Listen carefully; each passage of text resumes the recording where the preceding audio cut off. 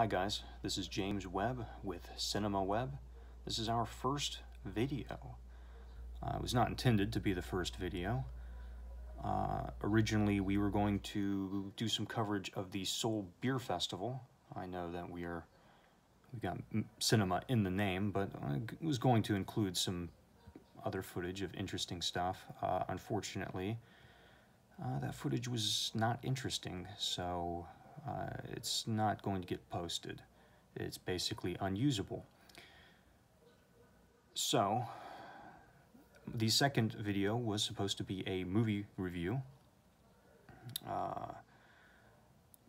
that is currently held up. I've been working on it, but too many personal obligations with work and stuff like that. So that's going to have to come later. Hopefully in the next week or two.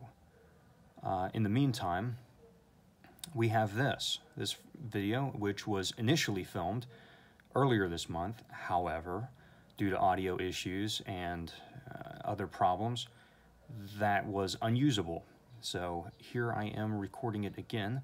This time I actually have a script, so that means if you get some weird eye movement, that's me reading. But it should result in, hopefully, less jump cuts. Theoretically, I'll make less mistakes. So, today's topic is the Seoul International Women's Film Festival. I don't know if this is showing up in reverse or not. We'll figure that out later. As the 20th year of the Seoul International Women's Film Festival took place in the first week of June. The festival also, because it's the 20th year, had a limited edition DVD set. That is this one right here. 20 short films by 20 Korean female directors, 20th anniversary edition. So I will most likely film some kind of content based on this. I'm gonna have to watch it first. If the short films are interesting, I could potentially make a couple of videos out of it, between maybe 1 and 4. There's 4 discs, so let's see how it pans out. Anyway, we initially tried to buy tickets online.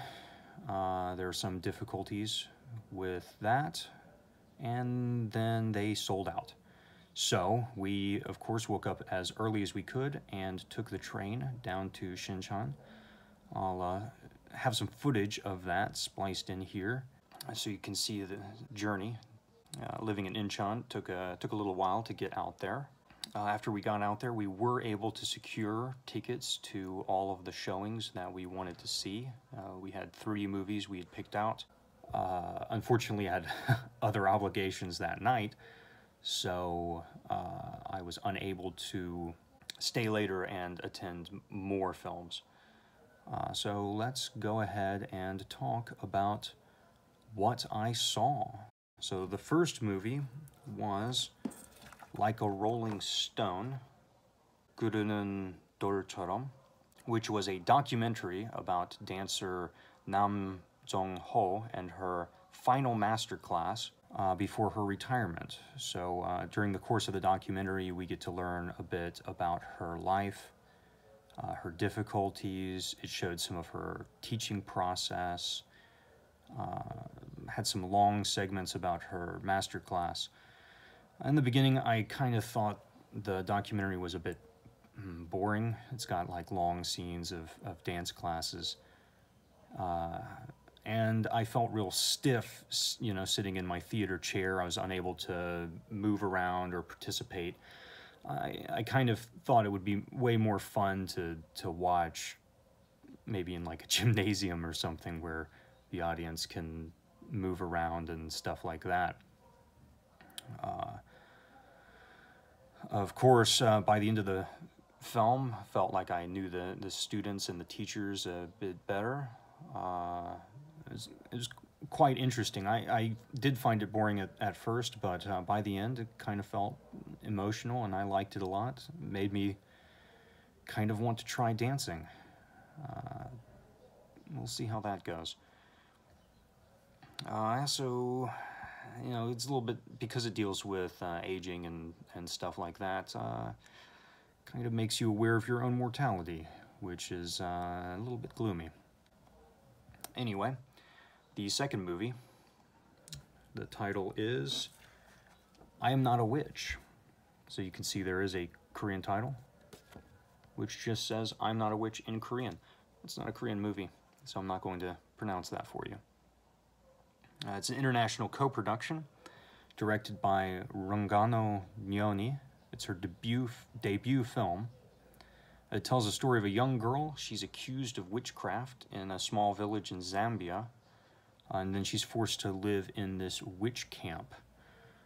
The witch camp, they kind of parade them in front of tourists, and they use them for like menial labor and stuff like that. She occasionally gets drawn out to be a judge in trials because using her magic powers, which is kind of very surreal, because the whole village is absolutely convinced that witches are real and magic is a real thing, and that informs their logic. So that makes perfect sense for them to tie her up with this ribbon where she can't fly away, while living outside of that culture just doesn't make as much sense. It was also kind of surreal. She's accused of being a witch, and the whole time she's wearing a t-shirt that says #bootycall on it,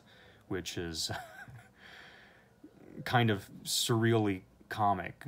The movie's got some funny moments in it. However, it is, as you can probably guess, a bleak and depressing movie. It's the kind of thing, it was quite beautiful the way it was shot. The pacing was a little bit odd. There were times in which I didn't know where the narrative was going. But as a whole, it was a very interesting film. Very strong debut feature. I'm definitely looking forward to seeing some of this director's other work.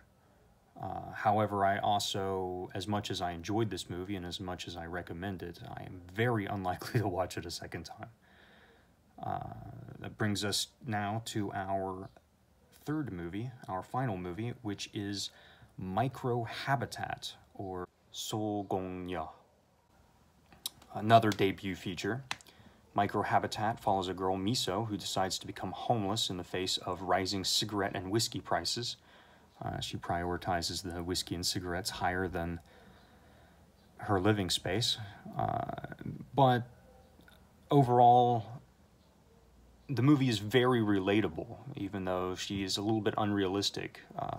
You can appreciate her attempting to live by her own rules and follow her own feelings. So I'm not going to talk very long about this film for very good reason. I actually have a full write-up, a full review of that movie available online at www.kmovielove.com. You can also find a link to that on my website, cinemaweb.com. As of this video, it's still on the front page. It may get pushed out later on, but can always be found with my other reviews if you just click on the movie review tab.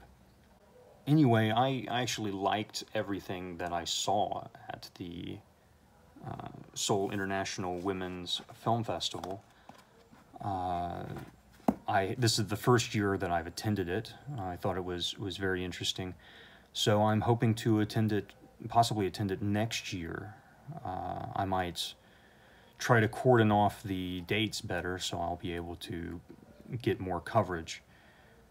There is in July a queer film festival, a Seoul Queer Film Festival, which I am going to attempt to attend, but I haven't seen the dates for that. I don't know if it's going to work out. However, I will definitely be at the Busan Fantastic Film Festival, Busan International Fantastic Film Festival, which is my favorite festival. I go every year. So I'm currently planning out the schedule for that, and I will definitely include some coverage of that. Additionally, the Korean movies that I see at the festival that will get wide releases will be covered on K-Movie Love. More cult, unlikely to get any kind of wide release.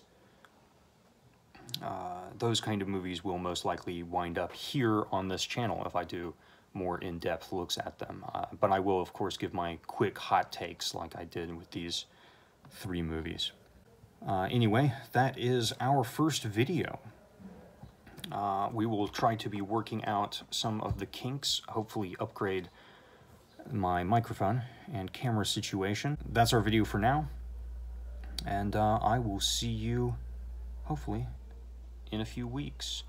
If you enjoyed this video, please like or subscribe, or don't.